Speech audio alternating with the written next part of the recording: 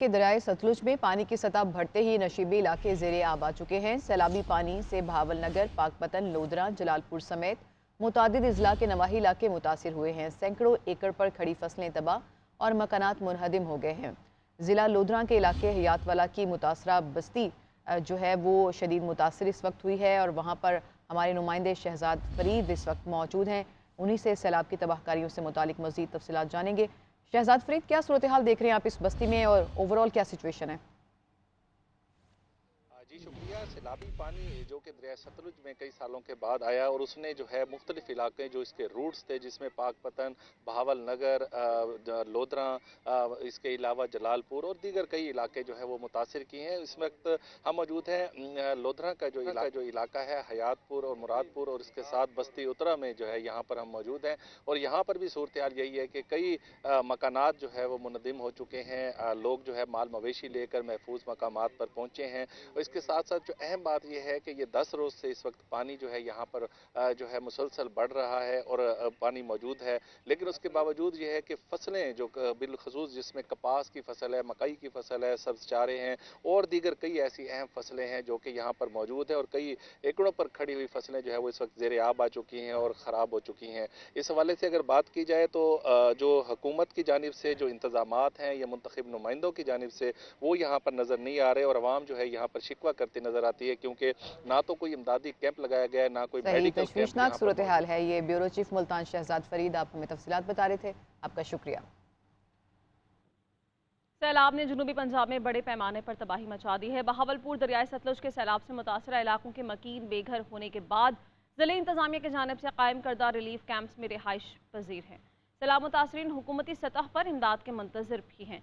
इसी बारे में क्या डिटेल्स हैं कि बताएंगे हमारे नुमाइंदे जवाद बलूच। जी शुक्रिया। इस वक्त हम मौजूद हैं भावलपुर में। ये सैलाब ज़दगान के लिए बनाया गया बाकरपुर, मौज़ा बाकरपुर का जो है ये सैलाब ज़दगान का एक कैंप है जो कि डिस्ट्रिक्ट एडमिनिस्ट्रेशन ने जो है बनाया है। यहाँ भावलपुर में तकरीबन 7 के करीब जो है सैलाब से मुतासरा जो लोग हैं उनके लिए कैंप बनाए गए हैं। इस कैंप में तकरीबन 200 के करीब जो अफराद हैं वो रिहाइश पजीर हैं और उनके जानवर जो हैं इस कैंपों के बाहर जो है उनको भी यहाँ बांधा गया है, जिनके खाने पीने का और यहाँ लोगों के जो रिहाइश पजीर हैं उनके खाने पीने का इंतज़ाम डिस्ट्रिक्ट एडमिनिस्ट्रेशन कर रही है। ये वो लोग हैं जो सैलाब से मुतासर हुए हैं और तकरीबन 1 महीने पहले ये जो कैंप जो है बना दिए गए थे ताकि जो सैलाब की जो पेशन गोई थी उससे बचने के लिए और लोगों का नुकसान ना हो, जानी नुकसान ना हो, तो ये डिस्ट्रिक्ट एडमिनिस्ट्रेशन ने जो है ये कैंप बनाए थे। इस कैंप में जो लोग रिहाइश पजीर हैं उनका ये कहना है कि बहावलपुर की इंतज़ामिया जो है हमारे साथ अच्छा ताउन कर रही है, लेकिन उनको रिहेबिलिटेशन, मुकम्मल रिहेबिलिटेशन के लिए हुकूमती सरपरस्ती की ज़रूरत है ताकि वो अपने आबाई मौज़ाजात, इलाका जात में वापस जा सकें और अपनी ज़िंदगियाँ दोबारा जो है वो आसानी से तरीके से गुजार सकें। जी। उधर जलालपुर पीरवाला में दरियाए सतलुज के सैलाब ने तबाही मचा दी। 300 से ज़ायद बस्तियां सैलाबी पानी की नज़र हो गईं, जबकि सैकड़ों एकड़ फसलें तबाह हो गईं। इंतज़ामिया की जानिब से कुछ खातिर ख्वाह इमदादी सरगर्मियाँ शुरू नहीं की जा सकी हैं। तफसीलात ले लेते हैं नुमाइंदा JNN फुरकान भट्टी से। जी फुरकान। इस वक्त मौजूद हूँ जलालपुर पीरवाला में। दरियाए सतलुज के सैलाब ने हर तरफ तबाही मचा दी है, जबकि कई जगहों से अवामी हिफाजती बंद टूटने से 300 से ज़ायद बस्तियाँ ज़ेरे आब आ गई हैं। सैकड़ों एकड़ कपास, मकई और मिर्च की फसलें भी तबाह हो गई हैं। मैं इस वक्त मौजूद हूँ जलालपुर के नवाई इलाका मौज़ा सिरवानी शाह में। इलाका मकीन अपनी मदद आपके तहत हिफाजती सरगर्मियों में मसरूफ़ हैं और नकल मकानी का सिलसिला भी जारी है, जबकि दूसरी जानब इंतज़ामिया की जानब से अभी तक कोई खातिर ख्वाह इमदाद देखने को नहीं मिली है। इलाका मकीनों का कहना है कि हम इस वक्त बेयारो मददगार सैलाबी पानी में गिर चुके हैं। इंतज़ामिया के लोग अभी तक नहीं पहुँचे और हमारी कोई मदद नहीं की जा रही। हम अपने बच्चे और माल मवेशी लेकर कहाँ जाएँ? हुकूमत फौरी तौर पर हमारी मदद करे और इस मुसीबत की घड़ी में साथ दे। जी।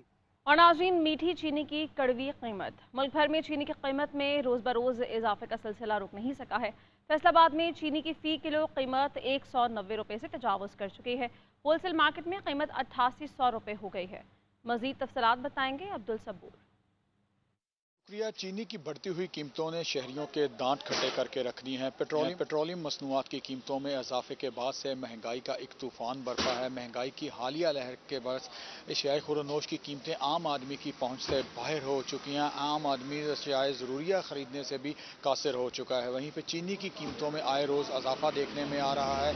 ओपन मार्केट में चीनी की कीमत 200 रुपये फ़ी किलो तक पहुँच चुकी है। होल सेल की अगर बात की जाए तो होल सेल में चीनी का 50 किलो का थैला जो है वो 8 8,800 रुपये तक पहुँच चुका है। रोज़ाना की बुनियाद पर चीनी के थैले की कीमत में इजाफा होता चला जा रहा है और होल सेल में चीनी जो है 176 रुपये दुकानदार की खरीदारी है, दुकानदार को पड़ रही है, जहाँ जो आगे गली मोहल्ले में 190 से लेकर 200 रुपये फ़ी किलो तक फ़रोख्त कर रहे हैं। इस हवाले से मैं बताता चलूँ कि ज़िली इंतज़ामिया जो है चीनी की कीमतें कंट्रोल करने में बुरी तरह नाकाम है। दुकानदार मनमर्जी की कीमतों पर चीनी फ़रोख्त कर रहे हैं, तो महंगाई के सताए शहरी जो है नाजायज़ मुनाफाखोर माफिया के हाथों लुटने पर मजबूर हैं और हुकूमत और इंतज़ामिया से ये मुतालबा करते दिखाई दे रहे हैं कि फिलफौर गरीब आवाम के रिलीफ के लिए ठोस इकदाम किए जाएँ। आवाम की सहूलतों के लिए लगाए गए सस्ते बाजार भी महंगे हो गए हैं। लाहौर के सस्ते बाजारों में फल और सब्जियां गरीब आदमी की पहुंच से दूर होने लगी हैं। दूसरी तरफ ज़िला इंतज़ामिया सरकारी निर्खनामे पर अमल दरामद करवाने में नाकाम है, बता रहे हैं अदनान भट्टी। बढ़ती महंगाई ने सफ़ेद पोश तबके का बरम भी तोड़ कर रख दिया है। ओपन मार्केट के अंदर जितनी अशिया खुर्दोनोश है, सब्जियां, फल, गोश्त सब महंगे दामों फरोख्त किए जा रहे हैं, लेकिन आवाम के लिए लगाए गए सहूलत बाजार के अंदर जो रेट है वो काफ़ी कम जो है वो आवाम के लिए रखा गया है।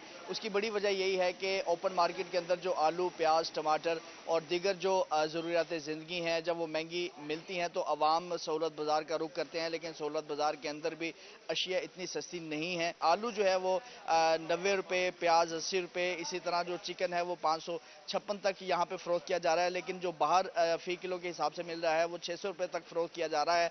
इसी तरह जो अदरक है वो 1000 रुपये बार पे मिल रहा है, लेकिन यहाँ पे उसका जो रेट है वो 900 रुपये है।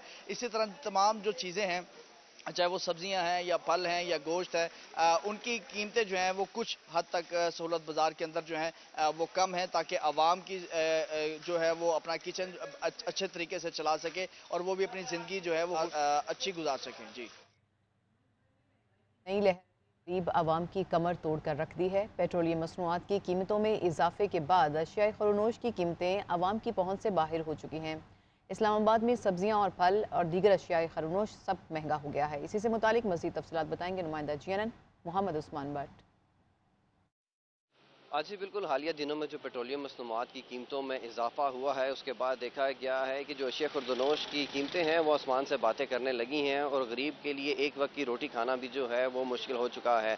फलों और सब्जियों की कीमतों की बात की जाए तो अंगूर जो है वो 400 रुपये फ़ी किलो तक जा पहुंचा है, सेब जो है 250 और केला जो है वो 300 रुपये फ़ी दर्जन आम मार्केट में फ़रोख्त हो रहा है। इसके साथ साथ अगर प्याज की बात की जाए तो प्याज जो है वो फ़ी किलो 120 रुपये में फ़रोख्त हो रहा है और आलू जो है वो 80 रुपये और इसके साथ साथ टमाटर की बात कीजिए तो टमाटर जो है वो 90 रुपये में फ़रोख्त हो रहा है। शहरी जो है इस हवाले से काफ़ी परेशान है और उन्होंने मुतालबा किया है कि निगरान हुकूमत फिलफौर जो है बढ़ती हुई महंगाई के ऊपर तवज्जो दे और हंगामी बुनियादों के ऊपर गरीब आदमी को रिलीफ देने के लिए पैकेज जो है वो अनाउंस करे। कराची में छुट्टी के रोज़ भी बिजली की लोड शेडिंग की छुट्टी नहीं है। दिन में 12 घंटे तक और कहीं 14 घंटों तक की लोड शेडिंग का सिलसिला जारी है। शहरी कहते हैं कि बिजली के साथ साथ गैस भी नापैद हो जाती है, दोहरा अजाब झेलना पड़ता है। इसी से मुतालिक मज़ीद तफसीलात बताएंगी नुमाइंदा GNN सोनिया खानज़ादा।